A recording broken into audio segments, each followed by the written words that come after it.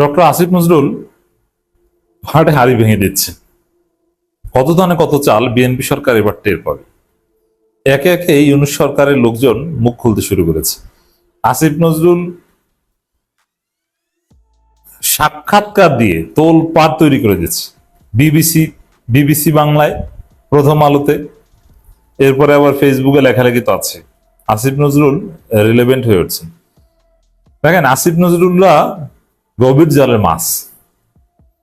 এই আসিফ নজরুল একসময় ঘাতক দালাল নির্মূল কমিটি ছিলেন, শাহরিয়ার কবিরের লোক ছিলেন, অধ্যাপক গোলাম আজমের প্রতীকী ফাঁসি দিয়েছে। সেই আসিফ নজরুল একটা পর্যায়ে এসে গোলাম আজমের প্রশংসা করেন এবং জামাতের প্রশংসা পঞ্চমুখ।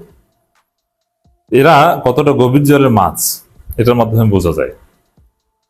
দর্শক, এই আসিফ নজরুল আওয়ামী লীগের বিরুদ্ধে সোচ্চার ছিলেন এবং এই ছাত্র শক্তি যাদের নেতৃত্বে বেসিক্যালি আমাদের 24-এর বিপ্লব হয়েছে, এই ছাত্র শক্তিকে প্যাট্রোনাইজ করতেন আসিফ নজরুল। এবং কে উপদেষ্টা হবে কি এগুলো ঠিক করা, এবং শিক্ষার্থীরা একটা সময় আসিফ নজরুলের উপর সিরিয়াসলি নির্ভর করতেন। স্যার আপনি যা বলেন, স্যার কি করা যায়, স্যার কি করা যায়, আসিফ নজরুল বুদ্ধি দিতেন। এক পর্যায়ে হাসিনের পতন হলো, আসিফ নজরুল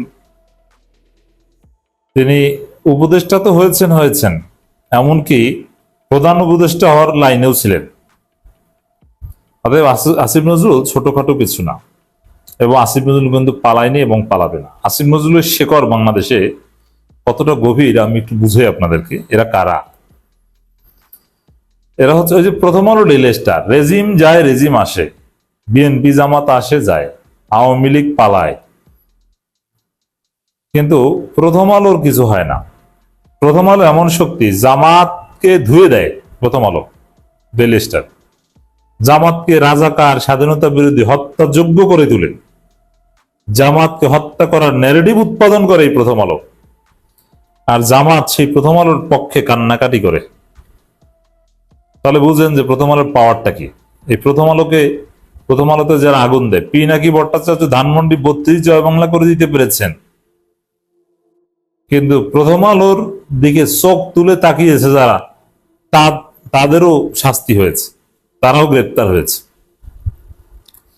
এই প্রথম আলো ডেইলি স্টার ভারতের দালালি করেছে, আধিপত্যবাদের দালালি করেছে, যা ইচ্ছা তা করেছে। তাদের স্বতন্ত্র রাজনীতি ছিল, 111 ঘটিয়েছে, কিন্তু তারপরও প্রথম আলোকে কেউ কিছু করতে পারছে না।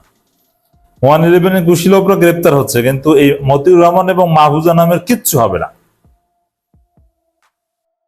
রাষ্ট্রে, এটা দুঃখজনক কিন্তু এটা বাস্তবতা, রাষ্ট্রে কিছু কিছু অর্গান আছে, উপাদান আছে, যাদেরকে কেউ কিছু করতে পারে না। জামাত ক্ষমতায় আসলেও ওই প্রথম আলোকে আব্বা আব্বা বলে ফুল দিয়ে আসতে হবে। সারা জীবন জামাত শিবিরকে কিভাবে উপস্থাপন করেছে, কতটা নোংরা ভাবে, আর সেই জামাত শিবির প্রথম আলোর প্রতি হুমড়ি খেয়ে পড়ে, স্যার স্যার স্যার স্যার। প্রথম আলোর যদি দাওয়াত দেয় জামাতের কাউকে সাক্ষাৎকার নিচ্ছে, খুশিতে খুশি, খুশিতে কত কত। সরকার আসবে যাবে পালাবে। হাসিনা ছিল, এখন নাই, পালিয়েছে। ইউনূস সরকার এসেছিল, ইউনূস নাই। বিএনপি সরকার এসেছে, বিএনপিও এক পর্যায়ে থাকবে না, জামাত আসবে, কিন্তু আসিফ নজরুলরা থাকবেন। আসিফ নজরুলদের কিছু হবে না। এই হচ্ছে আসিফ নজরুলের শক্তি। এই আসিফ নজরুল তিনি বিএনপি সরকার যে প্রতারণা করছে, এবং ইউনূস সরকার তাকে না জানিয়ে কোন জায়গায় কি প্রতারণা করেছে সব খোলামেলা আলোচনা শুরু করছে। এর মানে সব গোমর ফাঁস করে দিয়ে আসিফ নজরুল ব্যাপকভাবে আলোচিত থাকবেন। দেখবেন যে ইউনূসও এক পর্যায়ে নিষ্ক্রিয়, ইউনূস কোথায় কি, কোন অফিসে, কোন বাড়িতে খুঁজে পাওয়া যাবে না, কিন্তু আসিফ নজরুলকে আপনি সব জায়গায় প্রাসঙ্গিক পাবেন। ফেসবুকে আলোচনায় দেখবেন আসিফ নজরুল, টক শোতে আলোচনার এজেন্ডা আসিফ নজরুল। এরপরে আসিফ নজরুল চাকরিতেও যাবেন, বিশ্ববিদ্যালয়ে শিক্ষকতাও করবেন, সব ঠিকঠাক থাকবে। আসিফ নজরুল সবচেয়ে বেশি আলোচিত হবেন, এটা বলা যায়।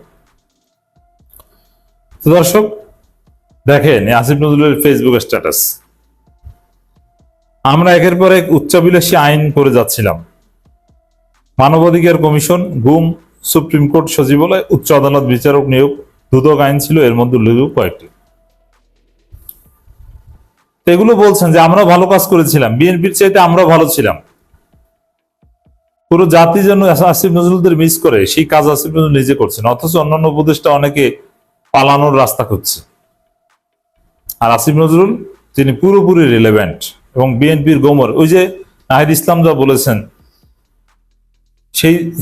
সেই দাবিতে সাড়া দিচ্ছেন মনে হয়। রাজপথে না নামলেও বিএনপির গোমর অ্যাটলিস্ট পাস করছেন। আমরা একের পর এক উচ্চবিলাসী আইন করে যাচ্ছিলাম, মানবাধিকার কমিশন, গুম, সুপ্রিম কোর্ট, সচিবালয়, উচ্চ আদালতে বিচারক নিয়োগ, দুদক আইন ছিল এর মধ্যে উল্লেখযোগ্য কয়েকটি। বলেছিলাম এগুলো প্রকৃত সংস্কারমূলক আইন, অথচ প্রকৃত সংস্কারমূলক আইনগুলো বিএনপি বাতিল করছে। অনেকে তখন সংস্কার কোথায়, সংস্কার কোথায়, বা সরকার তো কিছুই করছে না বলে আমাদের নাকচ করেছেন। কেউ কেউ অধ্যাদেশের সরকার বলে ব্যঙ্গ করেছেন। দুজন পণ্ডিত এমন কথা বলেছেন, এসব করে কি লাভ, এসব তো করবে নির্বাচিত সরকার। এখন এটা ভেবে ভালো লাগছে যে আমাদের বন্ধু সমালোচনা বুঝতে পারছেন আমাদের প্রণীত আইনগুলো আসলেও ভালো ছিল এবং এসব করে রাখা দরকার ছিল। পুরো দেশ এখন সোচ্চার হচ্ছে এই আইনগুলো রাখার দাবি নেই। তা আইনগুলো যদি নাই করতে, যে না এগুলো এখন অধ্যাদেশও করার দরকার নাই, ওটা নির্বাচিত সরকার আসলে করবে, তাহলে এটা এখন আমরা যে এটার পক্ষে বলি, ওই পক্ষেই আমরা বলতে পারতাম না। বুঝতে পারছেন? অতএব আসিফ নজরুল কতটা ভালো কাজ করেছেন। শুধু আসিফ নজরুল, ইউনূস সরকারকে আমি বলি যে প্রতারণা করলেও বাংলাদেশের ইতিহাস সবচেয়ে ভালো সরকার ছিল ইউনূস সরকার। তাদের আমলে বাক স্বাধীনতা ছিল, গণতন্ত্র ছিল, এত সুন্দর গণতন্ত্র কোন আমলে ছিল না। এর মানে রাষ্ট্রের বিভিন্ন অর্গান রয়েছে যারা সংস্কার কিংবা ভালো কাজ, কারণ সংস্কার না হলে পুরনো বন্দোবস্তের মধ্যেই তাদের ধান্দা, এগুলোকে অনেকে বাধা দেয়, অনেকে সরকারকে ভালো কাজ করতে দেয় না।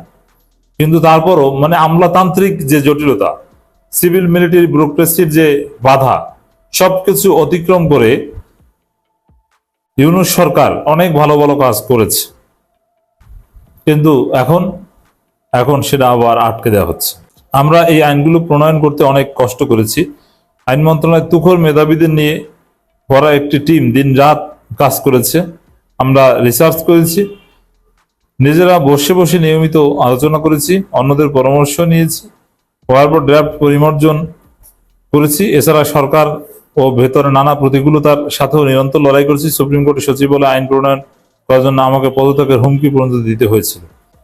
তা আসিফ নজরুল এগুলো সব গোমর ফাঁস করে দিয়েছেন। আমাদের এত কষ্ট বৃথা যাবে না বলে বিশ্বাস করি। মানুষ বলতে শুরু করেছে এসব সংস্কার, এসব অধ্যাদেশ রাখতে হবে। আমরা মনে হয় না এই আইন থেকে পিছিয়ে পড়া কারো পক্ষে সম্ভব হবে। এখন আমাদের অন্যান্য কয়েকজন উপদেষ্টা ও আইনগত সংস্কারের জন্য কাজ করেছে। রাজস্ব, আর্থিক ব্যবস্থাপনা, তথ্য প্রযুক্তি ও পরিবেশ বিষয়ে ভালো কিছু অধ্যাদেশ হয়েছে। আশা করি আমরা এসব বিষয়ে আইন রাখার বিষয়ে সচেতন থাকব।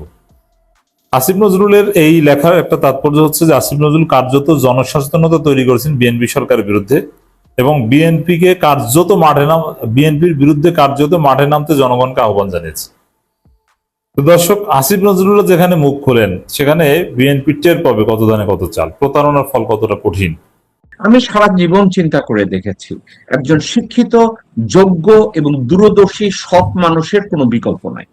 আমি সারা জীবন এটা চিন্তা করে বড় হয়েছি। এখন আমি সারা জীবন এই চিন্তা করে বড় হয়েছি যে সৎ, চরিত্রবান, শিক্ষিত, দূরদর্শী একজন মানুষের বিকল্প নাই সমাজ গড়তে গেলে, একটা দেশ গড়তে গেলে। তাহলে আজকের আমার এই বয়সে এসে আমাকে কেন ফ্রাস্ট্রেটেড হতে হবে যে আমি ভবিষ্যতে আর কোনোদিন শিক্ষিত, দূরদর্শী, জ্ঞানী মানুষকে আমি আর খুঁজবো না? তাদেরকে না খুঁজে আমি রাস্তার একটা নেড়ি কুকুরকে খুঁজবো। কারণ একটা নেড়ি কুকুর বুঝবে অভুক্ত থাকলে কোন জায়গায় গেলে খাওয়া পাওয়া যায়। আমি পালিত কোনো কুকুরকে তুমি খুঁজ নেই, সে জানবেও না যে খাওয়া থাকবে না, সে খাওয়া খুঁজতে কোথায় যাবে। আজকে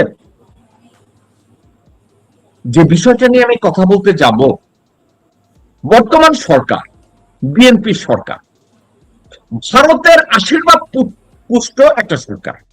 ভারতের নিয়োজিত একটা সরকার, ভারতের সমর্থিত একটা সরকার, এবং নির্বাচন ইঞ্জিনিয়ারিং করে তারা ক্ষমতায় এসে ওয়াকারকে দিয়ে, এবং ভারতের পাঁচ চাটা বাচ্চা ডিজিএফআই লোকজনদেরকে দিয়ে, সচিবালয় কতগুলা বাচ্চা কিট ছেলে বসে আছে তাদেরকে দিয়ে, এবং এসে তাদের চেহারাটা প্রকাশ করে দিচ্ছে। তারা বলছে মোহাম্মদ ইউনূস যতগুলো ইনিশিয়েট নিয়েছেন রিফর্মের জন্য, বিচারের জন্য, রাষ্ট্র পরিচালনার জন্য, রিফর্মকে তারা রিপপ করবে। রিপপ করার অর্থ ছুঁড়ে ফেলে দেয়া, ছিঁড়ে ফেলা। আমরা আজকে ওখানে দাঁড়ায় আছি। আমরা ডক্টর মোহাম্মদ ইউনূসকে সমালোচনা করতে পারবো না, কারণ ডক্টর মোহাম্মদ ইউনূস বলবে আমি শিক্ষিত, আমি বোদ্ধা, আমি নোবেল বিজয়ী, আমার যা মনে করেছি আমি তো সেটা করেছি, এখন তোমরা এটা গ্রহণ করো না, এর দোষ তো আমার না। এখন আমি যদি বলি তুমি চৌধুরী ভাই বুঝো না যে আমাদের চরিত্র কি, তুমি কি আমাদের ভাই জানো না যে আমাদের দেশের লোকজনরা যদি তুমি সরে যাও তোমার পেছনে আগুন জ্বালায় দিবে, তুমি কি এটা বুঝো না? তুমি যদি এটা না বুঝো তাহলে তো ভাই তুমি দূরদর্শী না, তুমি তো হরিদাস পাল। আমি একটা শিক্ষিত মানুষকেই রিপ্রেজেন্ট করেছি, একটা শিক্ষিত মানুষের নাম নিয়ে ইউএস কংগ্রেসে দৌড়াইছি, শিক্ষিত মানুষের নাম নিয়ে ইউএস সিনেটে দৌড়াইছি, হোয়াইট হাউসে, পেন্টাগনে আমি দৌড়াইছি। আমি বলছি এই লোকটা আমাদেরকে উদ্ধার করতে পারবে। এখন এই লোকটা দেশের সার্বিক উন্নয়নের জন্য, এই লোকটা দেশটাকে দাঁড় করানোর জন্য সে তার একটা রিফর্ম আইডিয়া সার্বিকভাবে সে দেওয়ার চেষ্টা করেছে এবং দিয়ে গেছে।